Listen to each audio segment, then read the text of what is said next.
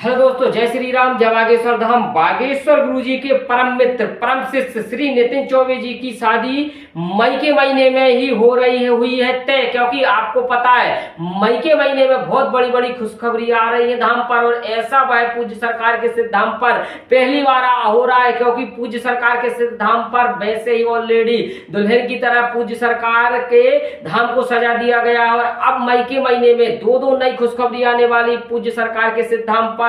और परम लाडले परम मित्र श्री नितिन चौबे जी के भी विवाह होने जा रहा मई के महीने में, ऐसी खबरें सुनने में आ रहा है। और पूज्य सरकार के लगभग विगत 10 साल से लगातार वह पूज्य सरकार के साथ में साए की तरह, उनकी परछाई की तरह चलने वाले नितिन चौबे जी का विवाह इतनी धूमधाम से होगा कि पूरा वर्ल्ड देखता हुआ रह जाएगा। क्योंकि आपने पिछले कुछ दिनों पहले देखा होगा, लगभग आज से 1 साल पहले पूज्य सरकार के नितिन चौबे जी का जब एंगेजमेंट हुआ था, पूरा विश्व देखते हुए रह गया था। और ऐसा एंगेजमेंट की जो यादगार रहा, और आज तक उस एंगेजमेंट की लोग वाई करते हैं। ऐसा ही विवाह होने जा रहा है मई के महीने में। तो आप सभी वह एंड तक वीडियो में बने रहे, क्योंकि वीडियो में एक नई खास जानकारी जो एंड में बताऊंगा वो जरूर सुन लीजिएगा।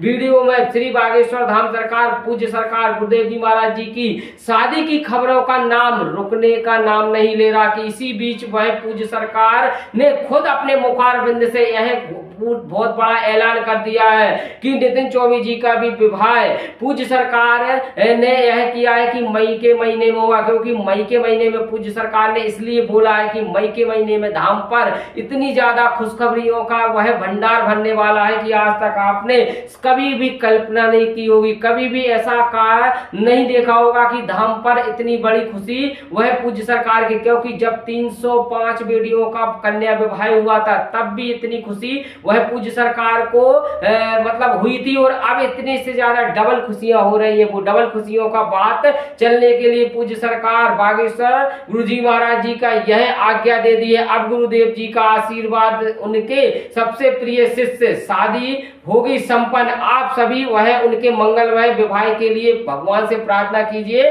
जय बागेश्वर धाम। क्योंकि बागेश्वर धाम सरकार गुरुदेव जी महाराज जी हमेशा कहते हैं सबसे पहले धाम पर बागेश्वर बालाई सरकार का ही आज्ञा होना चाहिए, तब तक उनकी आज्ञा नहीं होती। एक पत्ता तक नहीं हिलता, एक पत्ता भी हिलेगा तो उनकी आज्ञा के वह हिलेगा, तभी वो वह हिलेगा। क्योंकि बागेश्वर धाम सरकार गुरुदेव जी महाराज जी का विवाह को लेकर चर्चा है सोशल मीडिया पर बहुत अच्छी खासी धूम मचा के रखे। क्योंकि बागेश्वर धाम सरकार गुरुदेव जी महाराज जी का भी वह विवाह एक ऐसा ट्रोल बना हुआ है जो लगभग विगत 7 सालों से लगातार अंतराल में चल रहा है। और पूज्य सरकार हर बार की तरह इस बार भी पूज्य सरकार कहते हैं कि 2026 में उनका विवाह होगा। अब पूज्य सरकार के परम मित्र श्री इंद्रेश उपाध्याय जी ने भी विगत दिसंबर महीने में कहा था कि उनका विवाह अगले साल हो जाएगा, मतलब 25 में कहा था, 2026 में उनका भी विवाह हो जाएगा, ऐसा उन्होंने भी कहा था। मतलब तमाम जो कथन निकल के आ रहे हैं 2026 की तरफ वह इशारा कर रहे हैं। और 2026 में इशारा करने का मेन और मुख्य कारण है कि पूज्य सरकार का विवाह ऐसी वह उनके सपने में भी, पूज्य सरकार के सपने में कुछ एक नेक्स्ट वीडियो आएगी उसमें मैं आपको पूरे विस्तार से बताऊंगा कि पूज्य सरकार के सपने में आखिरकार क्या क्या वह उनको दिखता है और क्या क्या उनके सपने में वह आता है। परंतु पूज्य सरकार के विवाह को लेकर सबसे ज्यादा सोशल मीडिया में घमासान चल रहा है।